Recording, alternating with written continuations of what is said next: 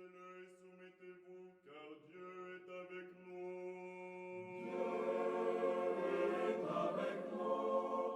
Peuple, sachez-le et soumettez-vous, car Dieu est avec nous. Bonsoir, chers amis, chers frères et sœurs. Grande joie de vous accueillir lors de notre cycle de catéchèse. Et aujourd'hui, nous allons parler sur la mission de l'Église orthodoxe dans le monde suite aux textes et aux documents qui ont été pris par les pères du Concile de Crète en 2016.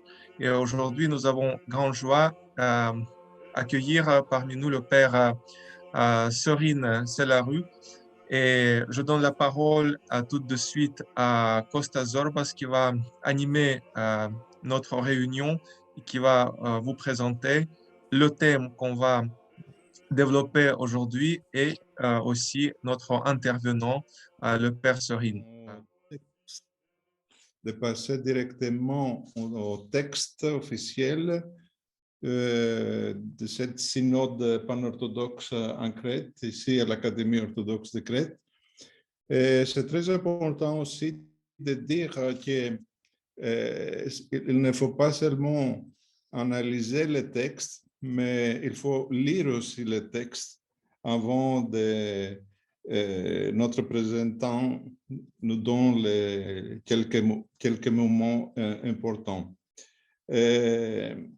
Avant de passer à notre intervenant, il faut dire qu'il est très important de savoir aussi le but, mais aussi à qui s'intéresse le texte.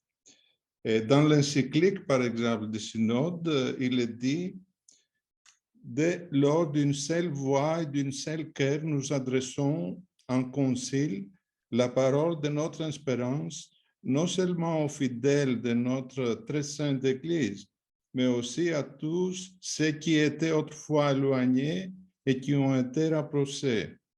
Et nous voyons, si vous voulez, ici une façon de cette unité de l'Église qui parle avec une seule voix pour les problèmes de notre société. Et aussi, dans le même texte, dans l'encyclique, il est dit que l'Église ne vit pas pour soi.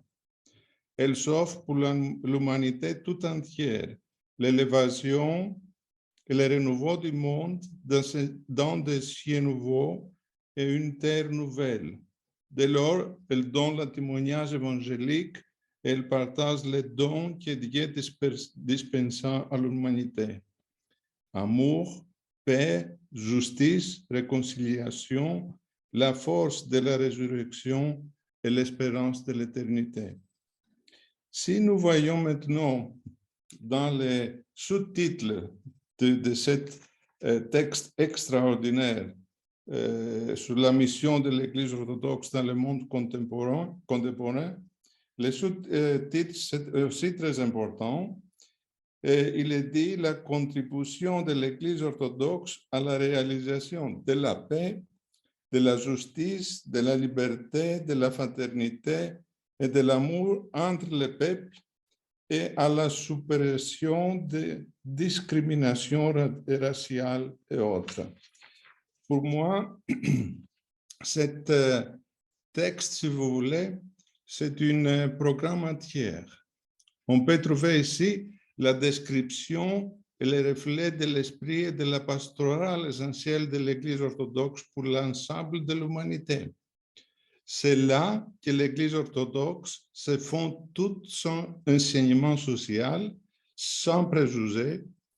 Ce travail social de l'Église orthodoxe qu'il est important, et je pense que nous aurons cette discussion sur vraiment s'il existe un discours social de l'Église orthodoxe avec ce texte ou avec l'ensemble du synode.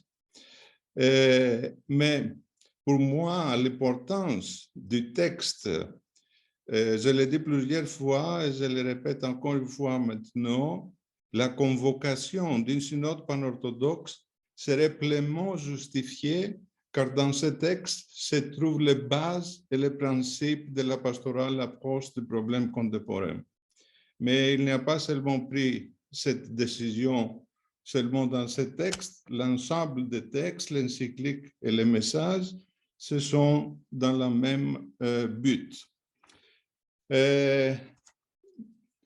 Avec la présence de notre ami que nous avons travaillé ensemble quand j'étais à Bruxelles, nous avons le père Sorin Selaru avec nous, prêtre orthodoxe roumain et le directeur du bureau de représentation du patriarcat roumain auprès de l'Union européenne à Bruxelles. Il est également professeur de théologie dogmatique à la faculté de théologie orthodoxe de Bucarest, en Roumanie. Il a obtenu son doctorat en théologie à l'Université de Strasbourg. Et ce principe intérêt, si vous voulez, les principaux intérêts de son recherche, c'est l'ecclésiologie, la christologie et l'anthropologie. Surtout l'anthropologie, que je trouve c'est très important quand on travaille à Bruxelles avec les institutions européennes, mon père. Bonsoir, merci d'être avec nous. Et vous avez la parole. On nous écoute pour votre présentation pour ce texte extraordinaire qui commence aujourd'hui. Bonsoir à toutes et à tous. Merci beaucoup, Costa, pour cette introduction. Je dois reconnaître que je suis un petit peu ignorant, donc je n'ai pas suivi tout ce que vous avez fait jusqu'aujourd'hui comme présentation. Je vais essayer de plonger un petit peu à l'aveugle comme ça. Et je m'excuse si j'ai pas très bien compris tout ce que vous avez fait et ce que vous essayez de faire. Tout d'abord, je voudrais remercier donc bien sûr aux hôtes, au père Alexei Acosta, à l'Académie de Crète pour ses efforts. Et je trouve et je pense et je crois que ces efforts sont très importants pour une réception saine et cette réception du Concile de Crète qui a été un événement très important et qui reste un événement très important pour la vie de l'Église orthodoxe. Je voudrais vous prier de pardonner mon français. Quand j'étais en France, quand j'ai fait mes études en France, j'étais un petit peu frustré parce que là, il y a la supériorité des Français. Ici en Belgique, il n'y a pas ce problème de langage soutenu. Donc parfois, peut-être que j'ai perdu aussi au long des années mes habitudes de parler en français, même si on se trouve au cœur de l'Union européenne, ici à Bruxelles, on utilise plutôt l'anglais, même aujourd'hui. Et je m'excuse aussi pour la connexion Internet. Ça, c'est un paradoxe du Bruxelles et de la Belgique. Il se trouve au cœur de l'Union européenne, mais les connexions et tout ce qui concerne la connectivité est, je pense, la plus mauvaise de l'Europe. Et les coûts aussi sont très chers parce que le monopole a été détenu par l'État jusqu'il y a 10 ans, je pense. Donc, je On le m'excuse voit aussi. ça quand il s'agit de prendre des décisions, surtout sur la question de la solidarité. Voilà, ça c'est très important, mais parfois on oublie la vie qu'on mène tous les jours. Voilà, donc comme je disais, le Concile de Crète est un événement très important pour la vie de nos églises. Et lors de sa première session du travail, donc le 21 juin 2016, les évêques participants ont discuté justement ce premier document à être approuvé par le Concile. C'est le document qu'on essaye de présenter ce soir, c'est-à-dire la mission de l'Église orthodoxe dans le monde contemporain. Pour commencer un petit peu avec un petit peu d'histoire, et pour comprendre et mieux situer ce texte, je vais faire un petit rappel historique pour ensuite présenter le texte même. Le texte de ce document n'a pas été élaboré en Crète en 2016. Il est plus ancien. Donc, il date des années 1980 et donc il va fêter bientôt sa quarantaine. En fait, il a été élaboré par la 3e conférence panorthodoxe pré-synodale en 1986 et il porte un titre qui est un petit peu prétentieux, je veux le lire. Le titre, juste un petit instant si vous me permettez, parce que je l'ai oublié. Son titre était « La contribution de l'Église orthodoxe à la réalisation de la paix, de la justice, de la liberté, de la fraternité, de l'amour entre les peuples et à la suppression de discriminations raciales et autres ». Et vous savez très bien qu'on a eu 4 conférences préconciliaires en 1976, 1982, 1986 et 2009. Et tous ces documents, je suis convaincu que vous le savez déjà, et les procès-verbaux sont publiés dans cette série qui s'appelle Synodica. J'ai ces volumes qui contiennent les procès-verbaux de cette 3e conférence panorthodoxe préconciliaire qui a préparé aussi le texte sur la mission de l'Église. Ensuite, lors de la synaxe des primats des églises orthodoxes réunies à Constantinople en 2014, il fut décidé de convoquer une commission interorthodoxe spéciale pour la révision de ces textes. Et cette commission interorthodoxe spéciale s'est réunie à Chambézy en 2014 et en 2015. Et elle a revu, elle a corrigé les textes, y compris ce texte sur la mission de l'Église orthodoxe dans le monde. Et finalement, concernant l'histoire du texte, la synaxe des primats des églises orthodoxes réunies en 2016, au début de 2016, en janvier 2016, a décidé d'inclure ce texte à l'ordre du jour du Concile de Crète, ainsi bien sûr que les autres 5 thèmes qui ont été retenus. Maintenant, une courte présentation. Le document reçu à Crète sur la mission de l'Église orthodoxe dans le monde contemporain est structuré en 6 chapitres et 45 paragraphes. Et les thèmes abordés dans les 6 chapitres sont, et je vais les préciser maintenant, et si vous me permettez, j'ai mis à gauche, à votre gauche, vous avez le document de 2016, donc le document du Concile.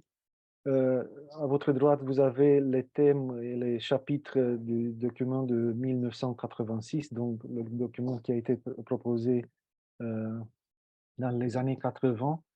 Et donc, les thèmes abordés dans les 6 chapitres, vous le voyez maintenant, c'est la valeur de la personne humaine, ensuite la liberté et la responsabilité, de la paix et de la justice, la paix et la prévention de la guerre, l'Église orthodoxe face aux discriminations et finalement la mission de l'Église orthodoxe, témoignage d'amour dans la diaconie. Ce que vous voyez pour le document de 1986, le point G et C, on était donc ces points étaient soit éliminés, soit ils ont collé, donc ils ont fait un collage, ils l'ont mis dans le document final. Le document donc de Crète de 2016 débute par un préambule qui commence par un célèbre texte de Saint Jean l'évangéliste, le théologien. Dieu, en effet, a tant aimé le monde qu'il a donné son Fils unique, pour que tout homme qui croit en lui ne périsse pas, mais ait la vie éternelle. Il est ensuite dit que l'Église vit dans ce monde, mais qu'elle n'est pas de ce monde. Il s'agit donc de l'annonce déjà dans le préambule du document de cette tension salvatrice entre le déjà et le pas encore, qui est vraiment le temps de notre salut, le temps de l'Église. Et cette attente est déjà vécue et goûtée d'avance dans l'Église et par excellence chaque fois qu'on célèbre la divine liturgie ou l'Eucharistie. Et la présence sacramentelle du royaume est aussi soulignée dans cette introduction, mais aussi sa présence spirituelle, non pas uniquement sacramentelle, car le document se poursuit en disant que, je cite, l'Église vit aussi dans cet avant-goût de la nouvelle créature du monde transformé à travers ses saints, qui, par l'ascèse et par leur vertu, sont déjà devenus dans cette vie des représentations du royaume de Dieu. Donc, c'est sur ce fondement de la foi qui inspire et fortifie l'Église qu'elle fonde sa mission qui s'adresse à des personnes de différentes cultures, mais aussi de différentes générations. Diffuser le message de l'Évangile constitue vraiment la mission pérenne de l'Église. Et cet apostolat doit s'accomplir, disent les pères du synode, non pas de façon agressive ou sous diverses formes de prosélytisme, mais dans l'amour, l'humilité, le respect envers l'identité de chaque personne humaine. En fait, en examinant et en approuvant le document sur la mission de l'Église dans le monde contemporain, les pères synodaux ont réitéré le fait que l'Église orthodoxe a contribué et contribuera jusqu'à la fin des temps à la réalisation de la paix, de la justice, de la liberté, de la fraternité et de l'amour entre les personnes humaines et les peuples, et à l'élimination de toute discrimination. Maintenant, quelques mots sur le premier chapitre, la valeur de la personne humaine. Selon ce document synodal, la valeur de la personne humaine est bien sûr fondée sur la création de l'homme à l'image et à la ressemblance de son créateur, de Dieu, mais aussi sur sa mission dans le plan conçu par Dieu pour l'homme et le monde. Le sens de l'être humain et de sa vie est donné par l'amour que Dieu a toujours manifesté envers l'homme et envers le monde. Et le but de l'incarnation même du Fils de Dieu est la déification de l'homme. Donc, nous voyons déjà à partir de ces premières, donc de l'introduction et du premier chapitre sur la valeur de la personne humaine, que le document se fonde théologiquement, très profondément. Donc. Et l'accent est mis encore dans ce premier chapitre, et c'est très intéressant aussi, sur la coopération interchrétienne, mais aussi interreligieuse, pour pouvoir mieux protéger la valeur de l'homme et promouvoir aussi une coexistence pacifique et la cohésion sociale aujourd'hui. Le deuxième chapitre, la liberté et la responsabilité. Le document affirme que la liberté est l'un des dons les plus précieux faits par Dieu à l'homme. Et la liberté rend l'homme capable de progresser vers son but, vers sa perfection spirituelle. Mais en même temps, elle implique aussi un risque. Et ce risque, il est vu par les pères synodales dans le risque de la désobéissance, c'est-à-dire de l'autosuffisance et l'indépendance vis-à-vis de Dieu. Et par conséquence de la chute, dont découlent également les conséquences tragiques de l'existence du mal dans le monde. Donc, le don de la liberté pour l'Église orthodoxe est une responsabilité très importante, car chaque décision et chaque action de l'homme affecte un bien ou un mal, non pas uniquement la personne qui prend ces décisions, mais aussi l'humanité dans son ensemble. Et choisir de commettre le mal entraîne des conséquences tragiques, non pas uniquement pour la personne même, mais pour toute l'humanité. Donc, ce mal est caractérisé aussi par tout ce qu'on voit comme péché et comme imperfection dans le monde d'aujourd'hui. Comme par exemple tout ce qu'on vit comme violence, comme dégradation de vie morale, comme les guerres et ainsi de suite.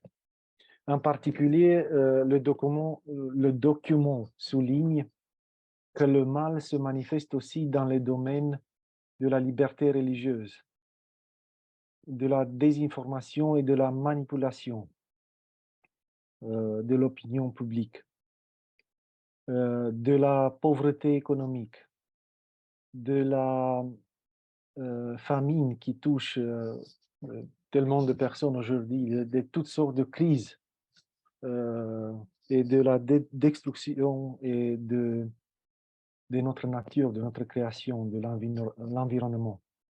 Et dans le contexte actuel, l'Église orthodoxe a le devoir de témoigner de la vérité, de la liberté en Christ par tous ces moyens qui sont à sa disposition, par la prédication, par la théologie, par le culte, par l'activité pastorale, par l'activité philanthropique et ainsi de suite. Le troisième chapitre, la paix et la prévention de la guerre, non, de la paix et de la justice, excusez-moi. Oui, l'Église orthodoxe souligne dans le document la centralité de la paix et de la justice dans la vie humaine en général et le fait qu'elle œuvre pour la paix et pour la justice. Comment elle peut œuvrer par la prière en premier lieu, mais aussi par la condamnation de tout mal dans ce monde. Et la véritable paix est le fruit du triomphe sur terre de tous les principes chrétiens. Et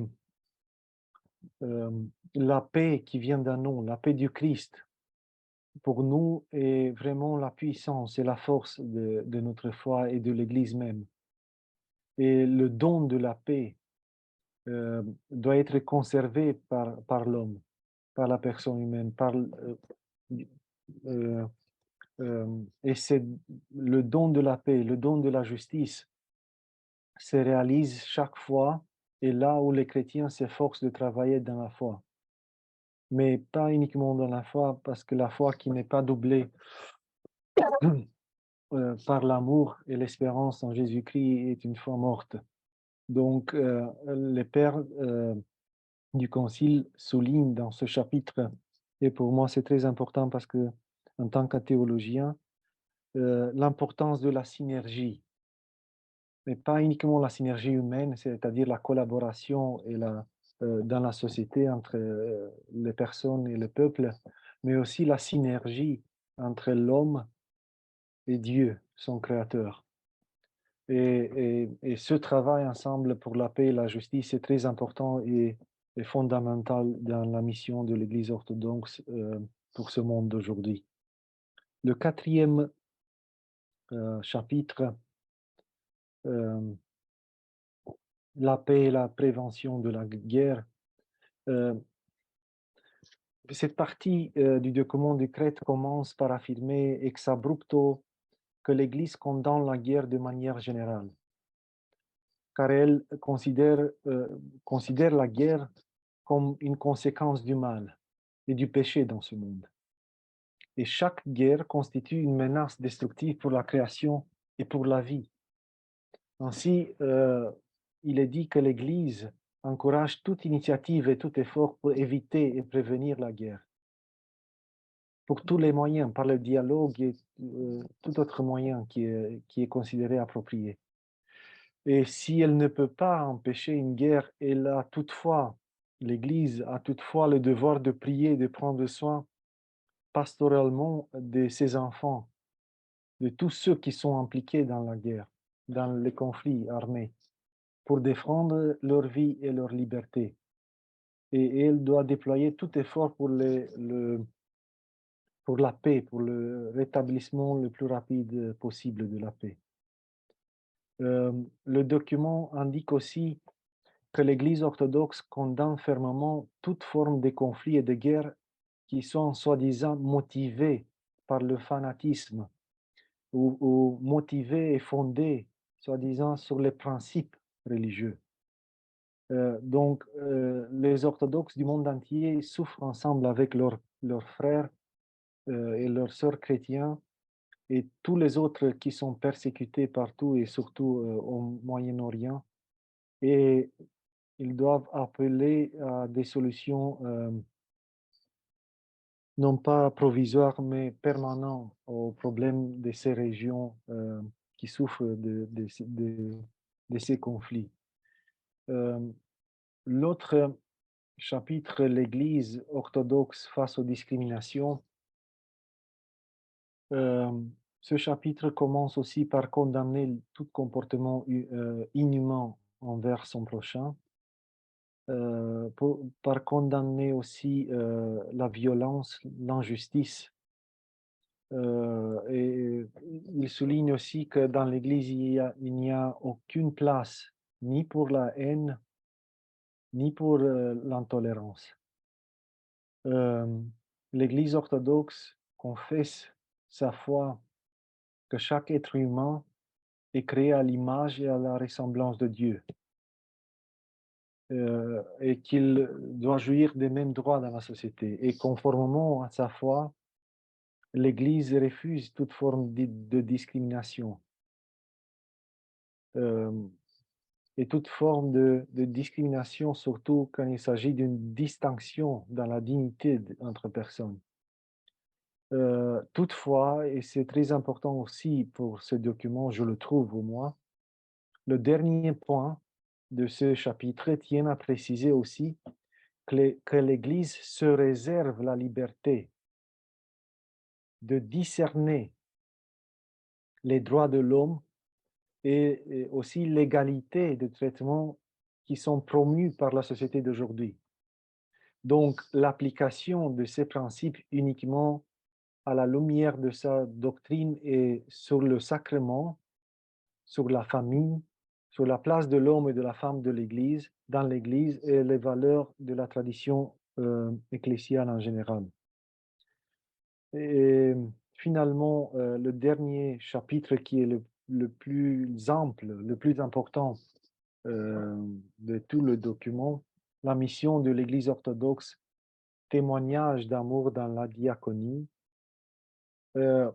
Cette partie présente les moyens et aussi les efforts à travers lesquels l'Église essaye de développer sa mission du salut dans ce monde. Il est dit que l'Église prend soin de tous ceux qui ont besoin d'aide, des affamés, des nécessiteux, des malades, ainsi de suite, des personnes âgées et de ceux qui sont dans des conflits. Donc, elle énumère tous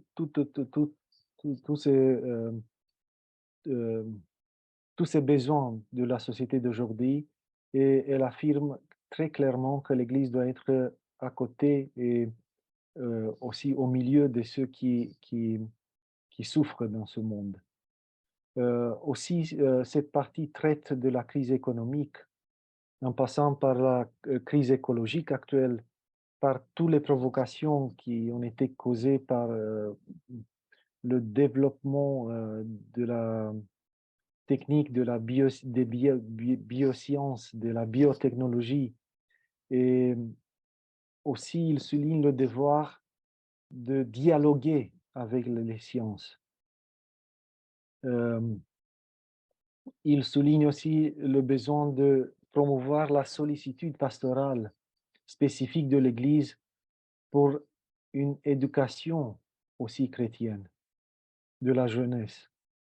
Et elle souligne aussi la voie prophétique et pastorale de l'Église pour l'homme d'aujourd'hui. Je m'arrête ici avec la présentation du texte. Comme le disait Costas dans l'introduction, je trouve que ça sera bien de lire aussi nous-mêmes, chacun d'entre nous, les textes du Concile.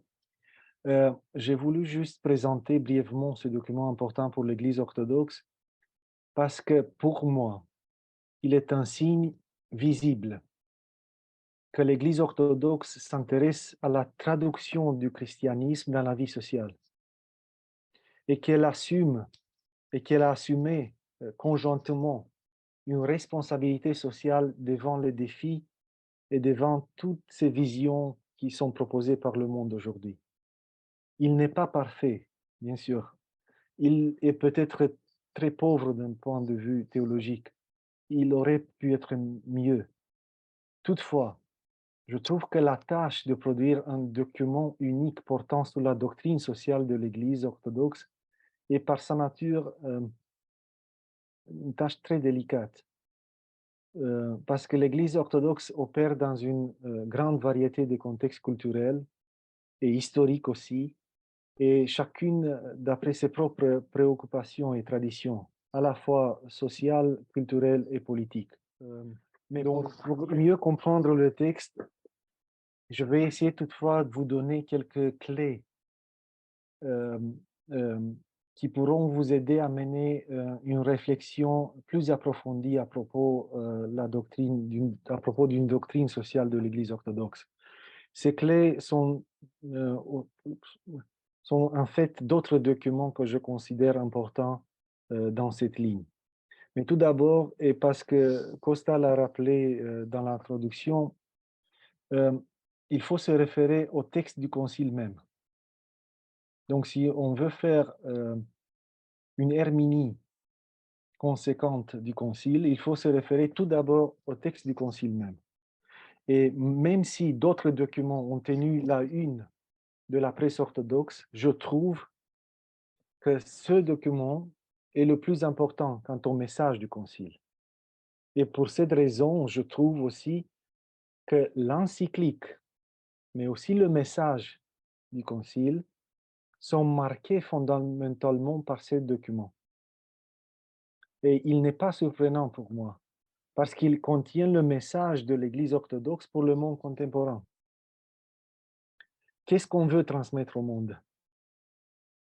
Et pour cette raison, je trouve que ce document sur la mission de l'Église pour le monde contemporain serait mieux compris à la lumière de ces deux autres documents du Concile, c'est-à-dire qui sont plus récents, l'encyclique et le message. Et pour vous donner juste deux exemples, pourquoi je dis ça. Dans la partie concernant la paix, le document indique aussi que l'Église orthodoxe, je vous ai dit, condamne toute forme de conflit et de guerre motivée par le fanatisme et par soi-disant principes religieux. L'encyclique explique très bien, et il faut la lire aussi, qu'aujourd'hui nous vivons, je cite, une recrudescence de la violence au nom de Dieu. Les exacerbations fondamentalistes au sein des religions risquent de faire valoir l'idée que le fondamentalisme appartient à l'essence du phénomène religieux. La vérité est que, en tant que le fondamentalisme constitue une manifestation mortifère de la religiosité, comme l'explique l'encyclique. Ou bien, si vous voulez, un autre exemple, dans la partie réservée aux discriminations de toutes sortes. Je vous ai dit que le document, le dernier point sur la discrimination, il dit que l'Église se réserve le droit de recevoir tout ce qui est considéré aujourd'hui comme droit de l'homme. Et cette tension entre le droit de l'homme et la doctrine de l'Église. Les évêques expliquent aussi dans l'encyclique que l'Église orthodoxe fait une approche critique des droits de l'homme, craignant que les droits individuels ne dégénèrent en individualisme et en mouvement revendicatif des droits. Et pour eux, une telle aberration est préjudiciable au contenu communautaire de la liberté.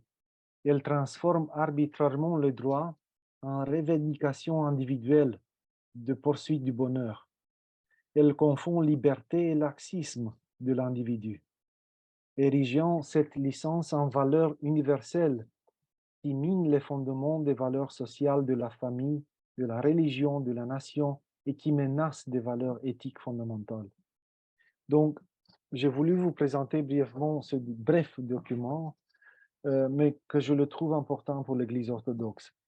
Et comme vous voyez aussi sur vos écrans, il n'est pas le seul. Il n'est pas le seul texte à aborder, à présenter la pensée sociale de l'Église orthodoxe.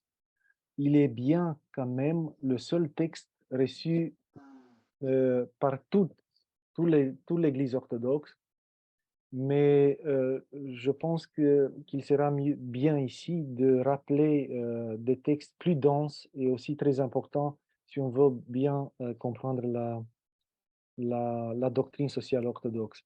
Et tout d'abord, vous avez donc en suivant une ligne chronologique, il y a ce document du patriarcat de Moscou, les fondements de la doctrine sociale de l'Église orthodoxe russe, qui a été publié en français à Serre. Et j'ai mis aussi le lien que j'ai trouvé sur Internet. Il a été approuvé par le Concile des évêques de l'Église orthodoxe russe en 2000. Et parmi les problèmes traités, il s'agit des rapports de l'Église avec l'État, c'est très important aujourd'hui même, la société, les mouvements politiques, le droit, les problèmes des médias, bien sûr tous ces problèmes de la mondialisation, de la sécularisation, mais aussi des problèmes de l'éthique personnelle, familiale et sociale, l'écologie, la science, la culture et ainsi de suite.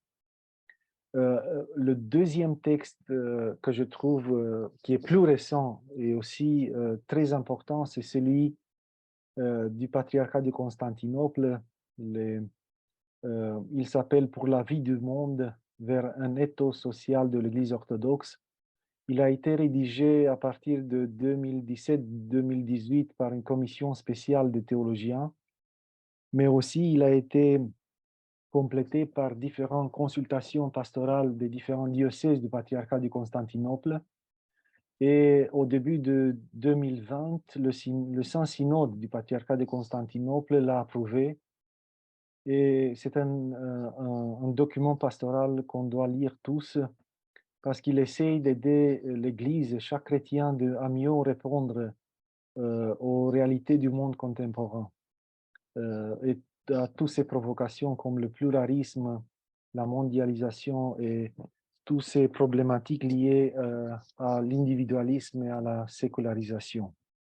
Bien évidemment, nous ne sommes pas les seuls au monde à avoir une doctrine sociale et nous vivons aujourd'hui, ceux qui vivent dans un contexte de la chrétienté occidentale. Vous savez très bien donc que l'histoire de l'Église catholique romaine a été marquée par cette constitution pastorale sur l'Église dans le monde de ce temps, Gaudium Spes de 1965, un document très important et très dense. Il faut, si vous voulez une petite comparaison, ce document, si vous le mettez dans l'ordre, vous avez entre 60 et 70 pages. Tandis que le document du Concile de Crète ne fait que 7 ou 8 pages maximum. Il y a aussi la lettre encyclique Centesimus Annus du pape Jean-Paul II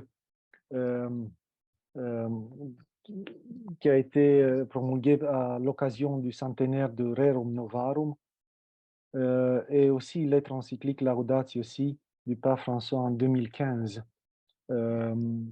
Que je trouve aussi important de connaître parce qu'elle a comme sous-titre sur la sauvegarde de la maison commune et elle est consacrée surtout aux questions de l'environnement et aux questions sociales, à l'écologie qu'on appelle aujourd'hui intégrale comme ça, et de la façon générale de la sauvegarde de la création.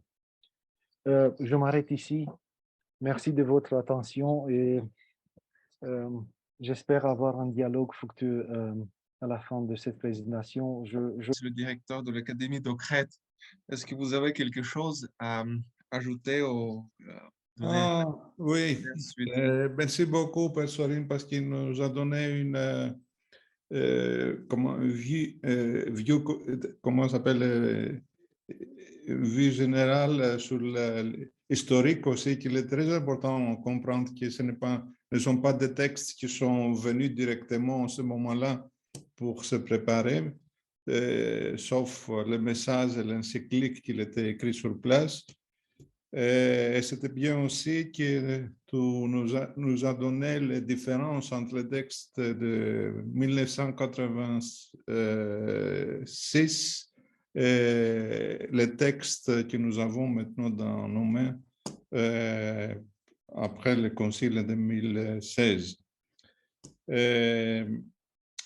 Il faut aussi dire que la responsabilité des orthodoxes qu'il était écrit dans le texte comme une sorte de la diaconie des chrétiens orthodoxes dans le monde. Ce n'est pas un activisme, si tu veux, mais c'est une synergie, comme tu as bien souligné, entre Dieu et l'homme pour l'avenir de notre société, qui est plein avec des problèmes de fanatisme, avec des problèmes qui posent des difficultés dans notre moment, dans notre famille. Et je pense que le plus important, c'est que le texte sur la mission de l'Église dans le monde contemporain, c'est justement de souligner la dignité de la personne humaine. Il était bien écrit aussi dans le texte à travers les différents exemples que tu nous as donnés, surtout sur la question de la guerre. Et aussi, il est très bien, tu as fait très bien de voir ce texte à travers les messages et l'encyclique. Il faut dire que au début, c'est-à-dire quelques jours avant de commencer le concile, les primats, ils avaient un texte dans la main, il était assez grand, et comme ça, ils ont décidé de ce texte, de faire un résumé de ce texte comme message et de le garder comme une encyclique qui donne, si vous voulez, une explication plus théologique dans les différents problèmes que tu nous as donnés. Évidemment, tu as bien fait de souligner aussi qu'il y a une continuation après le concile. Moi, je le vois comme ça. Ce n'est pas seulement une question de rester dans le texte elle-même sans le travailler. Et c'est bien que ce groupe de travail de 12 théologiens qui nous a donné ce texte excellent, à peu près, je ne sais pas, 100 pages, si je me rappelle bien. Ils donnent aussi d'autres exemples qui sont assez intéressants pour notre société, comme par exemple l'emploi, le problème sur la jeunesse, les relations entre hommes et femmes, etc. Après, dans cet ensemble, pour moi, il y a juste une question pour commencer la discussion. La première question, c'est est-ce que vraiment le texte sur la mission de l'Église dans notre société, il peut nous aider, surtout les fidèles, d'être plus responsables pour en face de notre société, en commençant de la famille jusqu'à notre travail. Est-ce que vraiment ça donne quelques réflexions, ça donne quelques signes pour être acceptable pour les orthodoxes pour notre vie quotidienne? Ça, c'est une première question. Et la deuxième question que tu as fait toi-même dès le début, c'est la question de la réception. Et comment tu vois, qu'est-ce que tu vois, par exemple, est-ce que tu peux nous donner un exemple si l'Église en Roumanie, il y a une réception où nous voulons beaucoup de temps pour être, pour avoir cette réception. C'est difficile. Qu'est-ce que tu penses sur le dynamisme, si tu veux, sur cette question? Juste jusqu'à maintenant, je vais voir s'il y a d'autres questions après, d'après nos représentants qui sont ici, et on va voir après. Merci. Juste. OK. Merci. Personnel. Merci Costa, merci de tout ce que tu as ajouté, mais aussi pour les questions. Concernant la première question, si le document est acceptable pour nous aujourd'hui, je trouve qu'il était bien le temps que l'Église orthodoxe s'exprime conjointement sur ce thème, parce que c'est parmi le plus important aujourd'hui. Aujourd'hui, quand on vit cette société capitaliste et individualiste, sécularisée, et où le monde comprend la sécularisation comme être libre, donc l'espace public, être libre de tout ce qui est manifestation religieuse, ainsi de suite, et qui relègue tout dans l'espace privé. Je pense que l'Église doit s'exprimer et aussi avoir cette voix prophétique, comme le document le dit, pour le monde aujourd'hui. De point de vue de la mission, je trouve que, bien sûr, le but principal de l'activité missionnaire de l'Église consiste à édifier cette communion avec Dieu, avec les autres au sein de l'Église.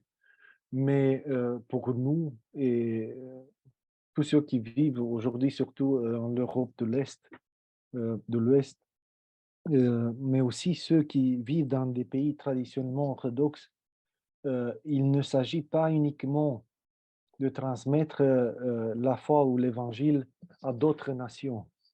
Il s'agit de considérer la mission comme la transmission de la foi de génération en génération dans ce contexte particulier qu'on vit aujourd'hui. Et je pense que cette vision de la mission est très importante pour nous parce que euh, euh, si on considère uniquement avec des moyens et des éléments scientifiques, on va voir qu'aujourd'hui, comme l'Europe en général vieillit et comme l'orthodoxie est surtout concentrée dans cet espace européen, je ne sais pas quel sera le futur de l'orthodoxie. Mais la mission aussi, comme tu l'as dit, elle doit être comprise comme une nouvelle vision aussi de toute la création. Et si l'Église aujourd'hui ne s'exprime pas en disant quelle est la responsabilité de nous tous, nous chrétiens orthodoxes, pour la création de Dieu, je ne sais pas si on aura le temps plus tard de s'exprimer. Donc, je pense que le temps était venu pour que l'Église orthodoxe s'exprime de manière générale et aussi de manière conjointe et que ce qu'il a fait, il a fait bien.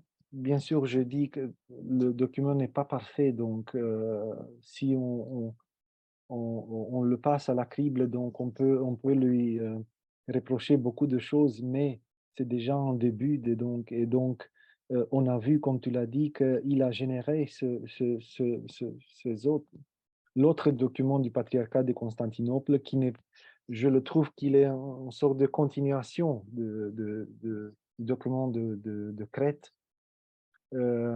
Et j'espère avoir d'autres continuations dans cette ligne.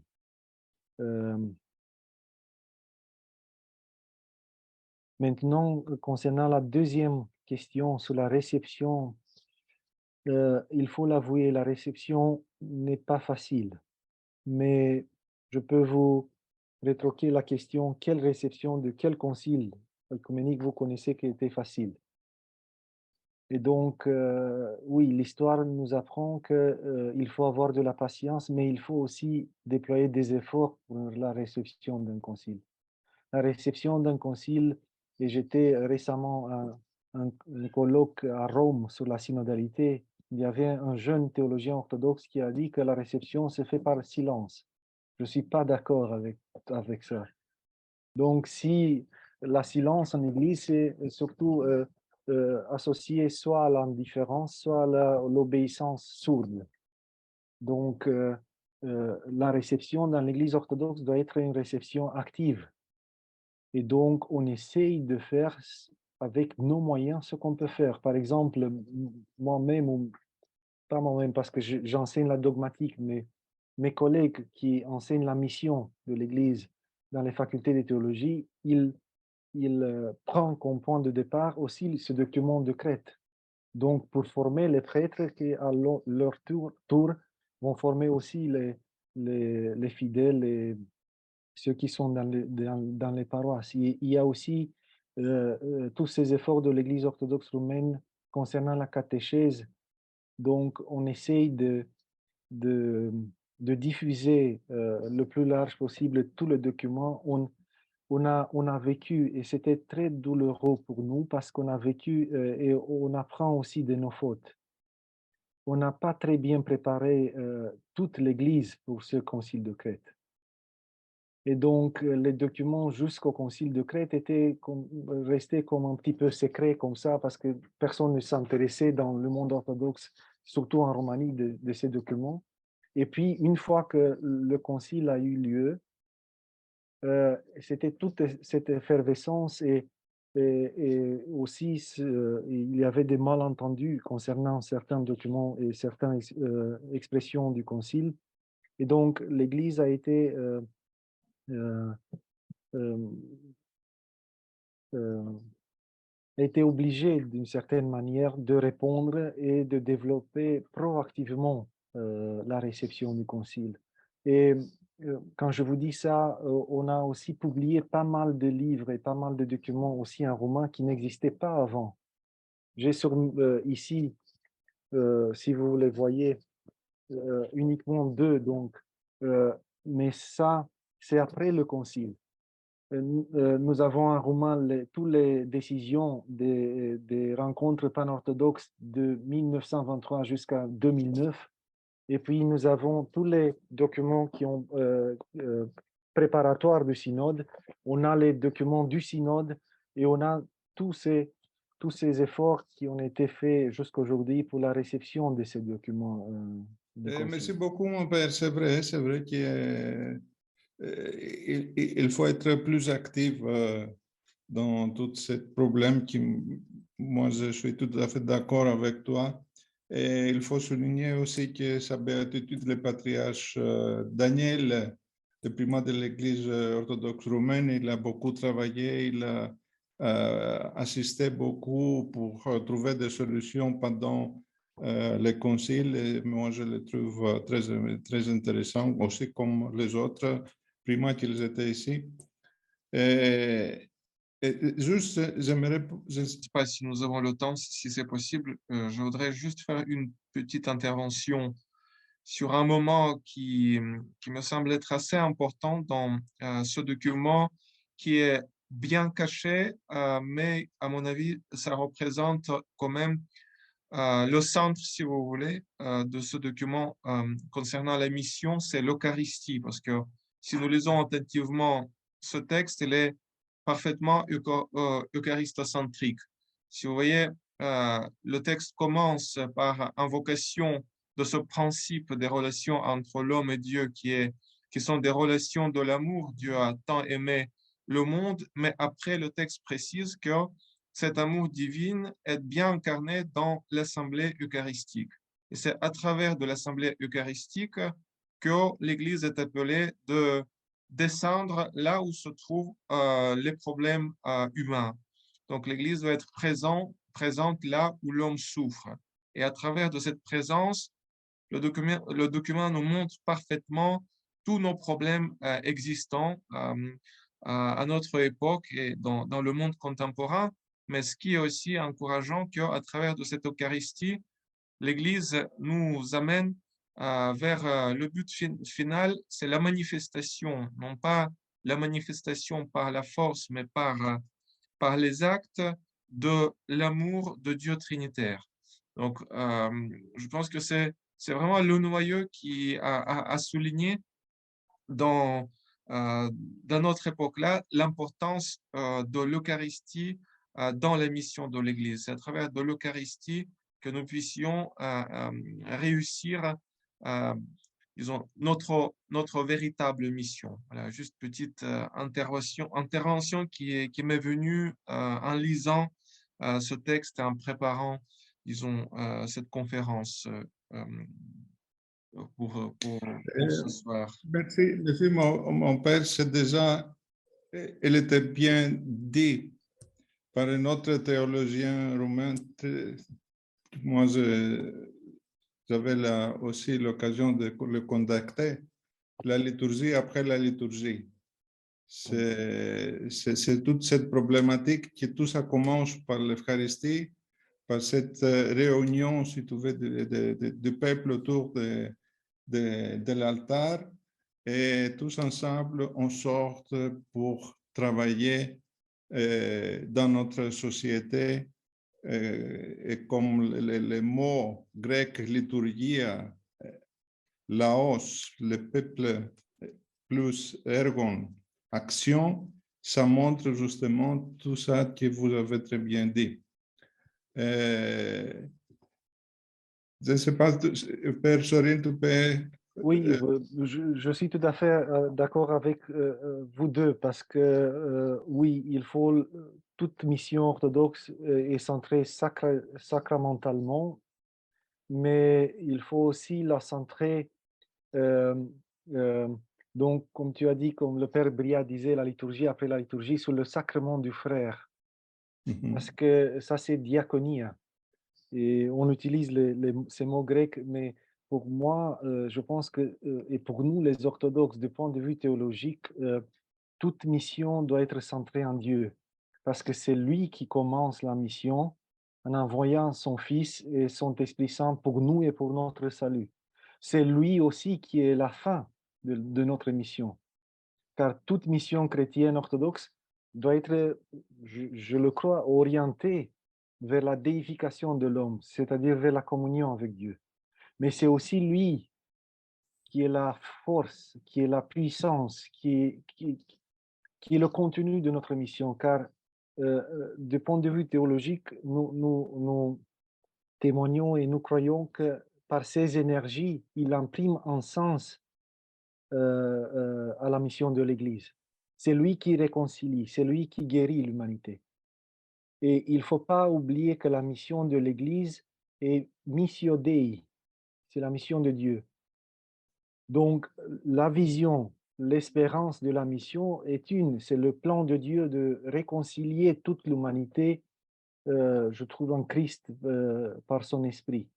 Et donc, pour moi, c'est très clair que la mission de l'Église prend forme là où le mystère de Dieu rencontre l'histoire de l'humanité. Et c'est pour cela que je dis assez souvent que tous ces mots grecs sont très importants quand il s'agit de la mission. Et Costas l'a déjà rappelé, mais je vous rappelle encore. Notre mission, c'est martyria, c'est le témoignage commun.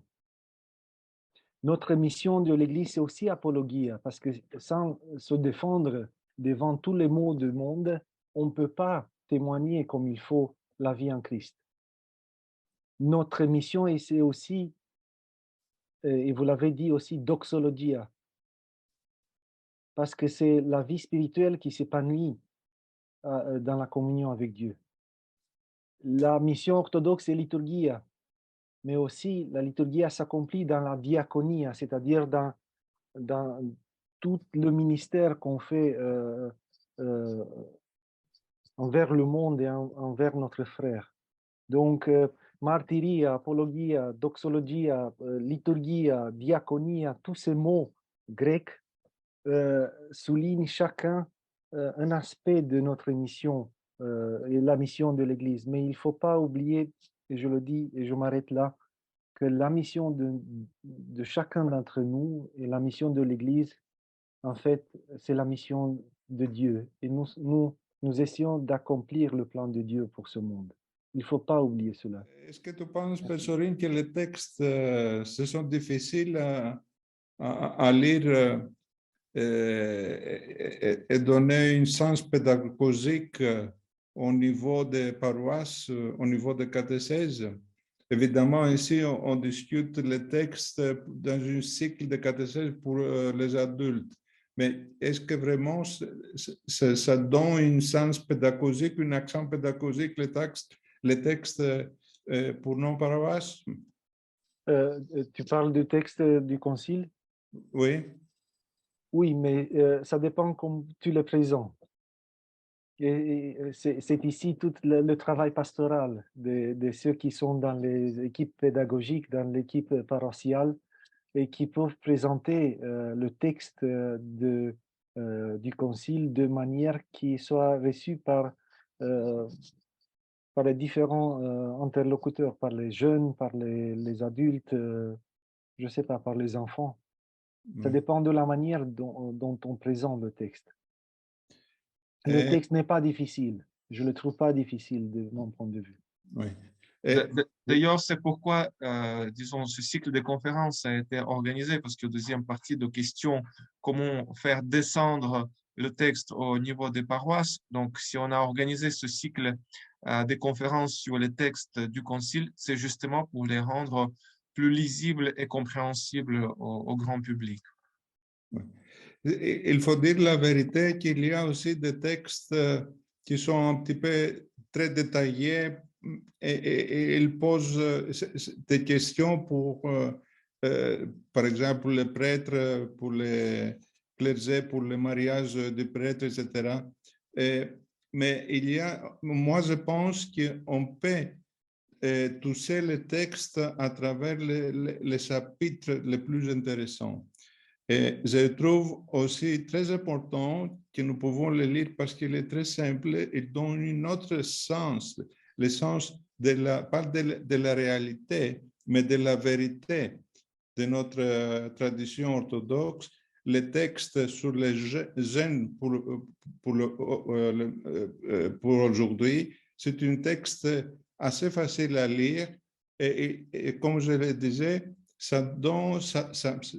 ils mettent les jeunes là où il faut être et comme il faut le faire tous les orthodoxes. Ils donnent des exemples, ils donnent aussi des textes avec des pères du IVe siècle comme le Père Basile, le Saint Basile ou Saint Grégoire de Nice. Ils donnent aussi des textes de Triodion et tout ça, vraiment, ça donne une autre voie, si vous voulez, pour les jeunes, surtout pour nous les orthodoxes dans nos pays comme c'est la Grèce. Évidemment, c'est un petit peu différent dans les autres pays, dans la diaspora, mais je pense qu'on peut lire le texte, on peut toucher vraiment des choses qui sont importantes aussi pour les catéchèses, disons, pour une discussion avec les uns des cycles secondaires. Oui, tu as tout à fait raison, Costa, mais concernant surtout le texte de ce soir, j'ai essayé de vous donner quelques clés de lecture, mais juste pour mieux comprendre, quand j'étais à Strasbourg, j'ai suivi mes études en théologie. Je me souviens que quelqu'un m'a dit un jour, c'était un Allemand, que les Allemands avaient des difficultés à comprendre Karl Rahner, la théologie de Karl Rahner. Et qu'est-ce qu'ils ont fait? Ils ont entendu, ils ont eu la patience que Rahner soit traduit en français. Et ceux qui savaient le français ont commencé à lire Karl Rahner en français parce que dans la traduction française, ils ont coupé les phrases qui étaient tellement longues et comme ça, ils sont arrivés à comprendre mieux la théologie de Karl Rahner. C'est un petit peu ce que Costa aussi a essayé de vous dire et moi aussi. Je pense personnellement que si vous voulez comprendre le texte sur la mission de l'Église orthodoxe dans le monde contemporain, il faut commencer la catéchèse avec le message. Parce que qu'est-ce qu'ils ont fait les pères des conciles? Ils ont raccourci tous les textes, ils ont essayé de faire le résumé. Et quand tu fais le résumé, tu dis l'essentiel. Et tu ne te perds pas dans les détails. Donc, commencez, si vous voulez, avec le message. Si ça ne vous suffit pas et si vous voulez plus de détails, vous allez à l'encyclique. Qui 80%, il développe des questions sur la mission de l'Église dans le monde d'aujourd'hui. Et si vous voulez encore, vous allez au texte original pour vous fonder de point de vue, si vous voulez, historique et conciliaire, ainsi de suite. Mais les choses les plus simples sont dans le message et je pense que aussi le message, il est très clair et très facile à lire. Tu as raison, vraiment. C'est comme tu l'as dit, tu as bien posé la réponse dans cette question. Merci beaucoup, Père Sorin. Merci. Merci beaucoup, Père Serine. J'aimerais bien remercier encore une fois Père Serine pour cette intervention magnifique. Et je voudrais aussi remercier l'Académie de Crète et Kostas Zorbas, qui est directeur de l'Académie, qui nous permet de construire des ponts entre des différents théologiens et surtout des participants du concile, du Grand Concile pan-orthodoxe en Crète. Merci beaucoup à Catherine Karkala qui est présent avec nous et qui travaille pour que ce cycle de conférences puisse tenir et continuer. On est très honoré de votre présence et on vous remercie pour ce travail missionnaire que vous faites et qui permet justement d'assurer la réception des textes du Concile ici en France parmi le public francophone orthodoxe. Donc, merci beaucoup. Et maintenant et toujours et dans les siècles des siècles. Amen. Dieu est avec nous, peuple, sachez-le et soumettez-vous, car Dieu est avec nous.